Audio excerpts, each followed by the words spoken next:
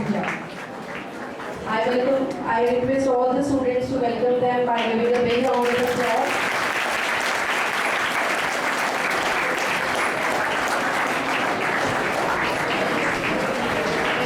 Now I request Dr. N.K. Bhatia to introduce the students.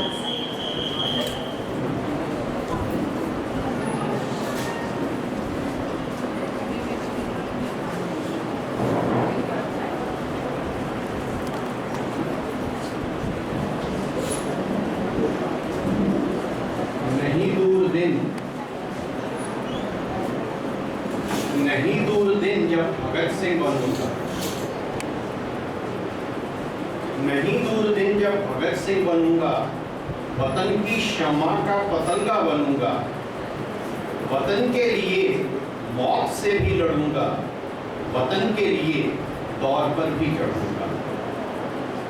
ये वो 4 लाइनें हैं जो एक नन्हा सा बच्चा 2.5-3 साल की उम्र में स्टेज पर शहीद आजम भगत सिंह के कपड़े पहनकर बोलता होता था। सन 1955 में पंडित जवाहरलाल नेहरू जी ने उस बच्चे को अपनी गोद में उठाया और पूछा कि बेटा तुम जिंदगी में क्या बनोगे। उस बच्चे ने जवाब दिया, चाचा नेहरू, या मैं इंजीनियर बनूंगा और या मैं डॉक्टर बनूंगा। पंडित नेहरू ने उस बच्चे से कहा कि बेटा हिंदुस्तान में इंजीनियर्स काफी हैं, अब हिंदुस्तान को डॉक्टर्स की जरूरत है और मेरे बच्चे तुम डॉक्टर बनना। नेहरू ने कहा, उसके हृदय में ये बात पत्थर पे लकीर की तरह गड़ गई कि मुझे एक डॉक्टर बनना है। जिंदगी में एक के बाद एक मुकाम आते गए। जब से चला हूं मैं, मेरी मंजिल पे नजर है। जब से चला हूं मैं, मेरी मंजिल पे नजर है। मील के पत्थरों को इन आंखों ने नहीं देखा। उस अर्जुन की तरह जिसका ढेर, जिसका निशाना सिर्फ उस मछली की आंख थी, ये बच्चा भी डॉक्टरी बनने के लिए, डॉक्टर बनने के लिए तत्पर रहा। जीवन है गति का नाम नए अभियानों का। जो रुक गया वो रह गया। मत रोक कदम, साथी निकल जाएंगे। मत रोक कदम, साथी निकल जाएंगे। जो लक्ष्य बनाए हैं विफल जाएंगे। घबराओ न राह की इन चट्टानों से तुम, ये बर्फ के तोंदे हैं, तेरी हिम्मत से पिघल जाए। इन सारी चीजों के लिए जब वो बच्चा मेडिकल कॉलेज अमृतसर में सन 1970 में एडमिट हुआ, उस वक्त PMT नहीं होती थी। 10th क्लास को मैट्रिक क्लास कहा जाता था, 11th को प्री यूनिवर्सिटी और 12th क्लास को प्री इंजीनियरिंग या प्री मेडिकल कहा जाता था। उसके बाद बच्चे या इंजीनियरिंग कॉलेज में जाते थे या मेडिकल कॉलेज में जाते थे।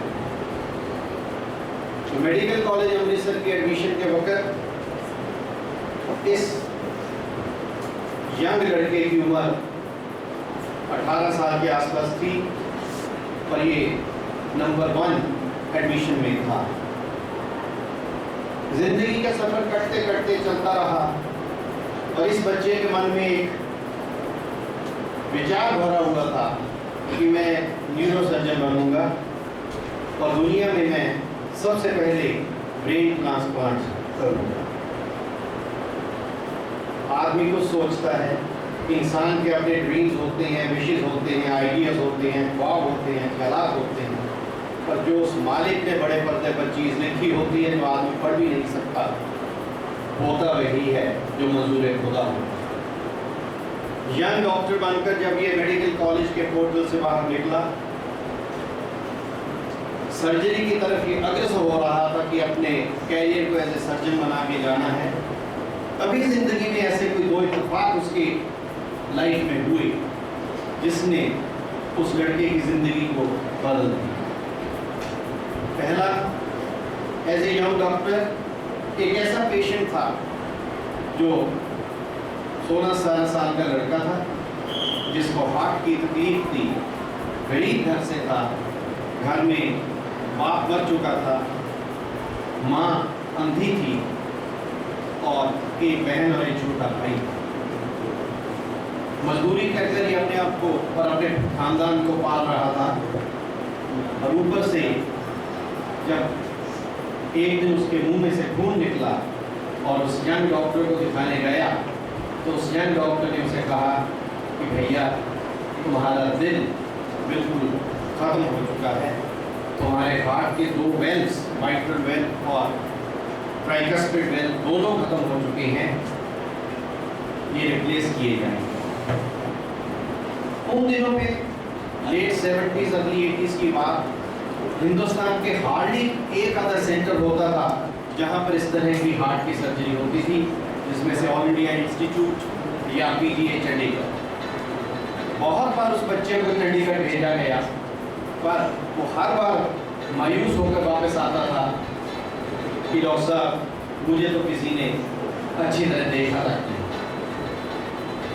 खैर, इस यंग डॉक्टर ने भी हिम्मत नहीं हारी और पेशेंट को भी हिम्मत नहीं हारने दी।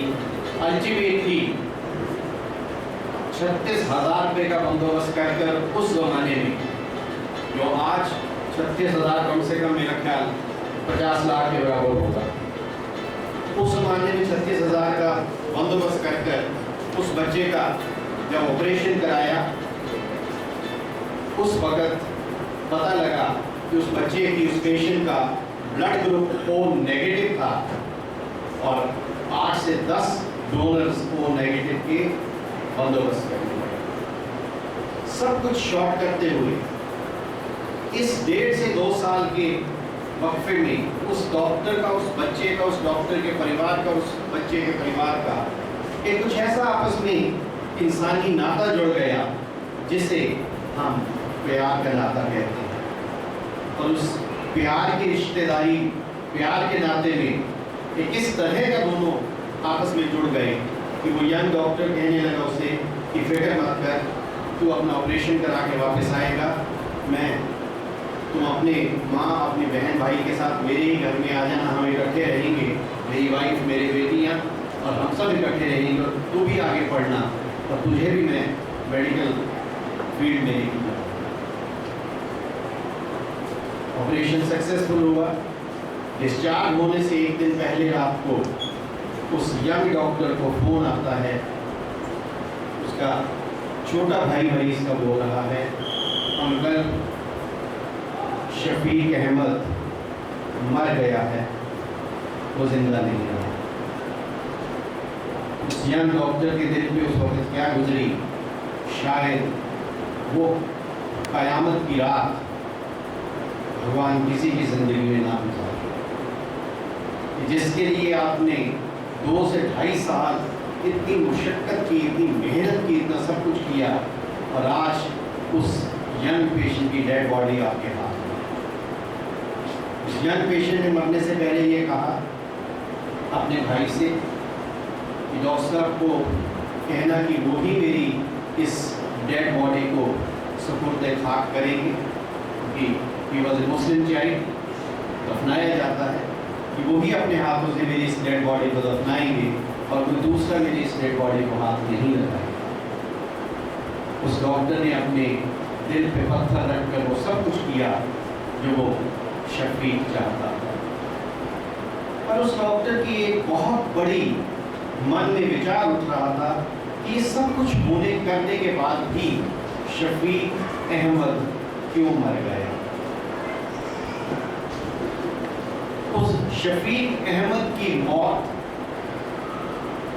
जो आज से तकरीबन 30 साल पहले हुई, वो आज उसी यंग डॉक्टर को डॉक्टर भाटिया के रूप में आपके आगे खड़ा कर रहा है।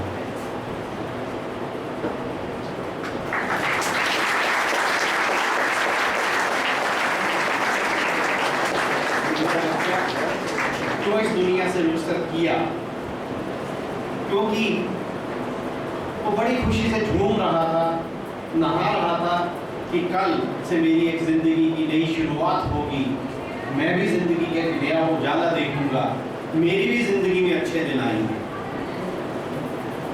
और उसे मालूम नहीं था कि उसका पैर फिसल जाएगा, उसके सीने पे लगे टांके टूट जाएंगे और वो तड़प तड़प कर खून ना मिलने की वजह से फर्श पे मर जाए। जब बच्चों मुझे उस वक़्त ये न्यूज़ मिली कि शफीक अहमद की डेथ खून ना मिलने के कारण हुई, मैंने अपने मन में एक निश्चय किया, एक प्रण किया कि आज के बाद मेरी ज़िंदगी किसी दूसरे शफीक अहमद को भारत माता की गोद में ऐसे नहीं सोने। उस सफ़र को तय करते मुझे आज 36 या 38 साल बीत गए हैं। 1972 से लेकर 2014 तक मैं दीवानों की तरह हर जगह रहता हूँ जहाँ पर भगवान का बनाया इंसान मुझे देखता है।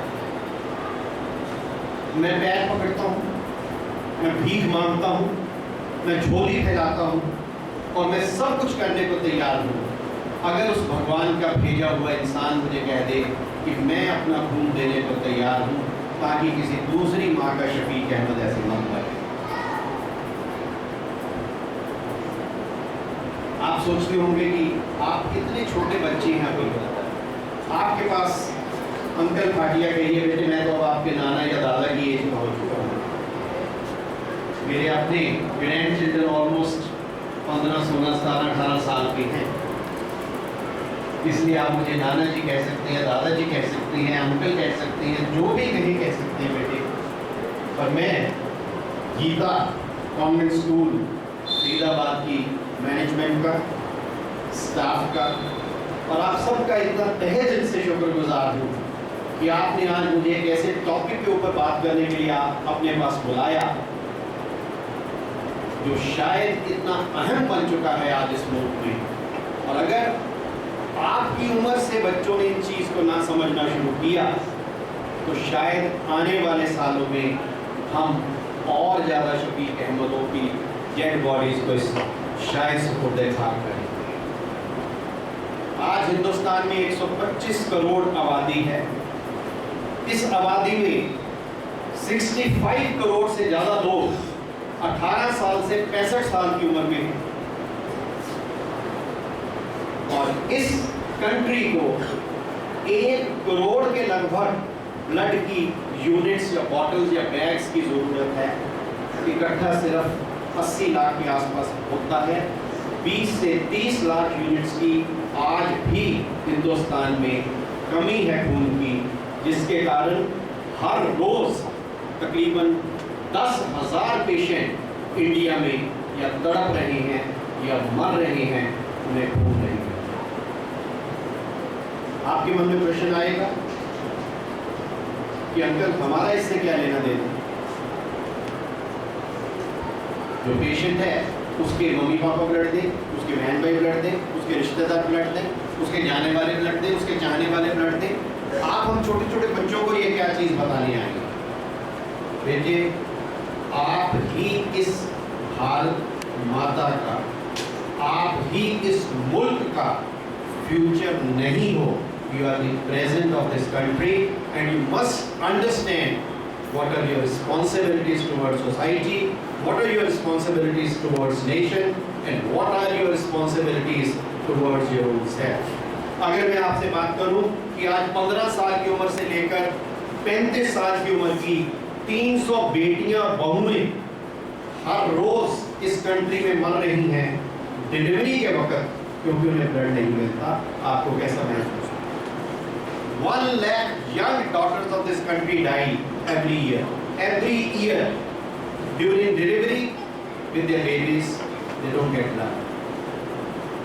291 तकरीबन 300 बच्चे 18 साल की एज से लेकर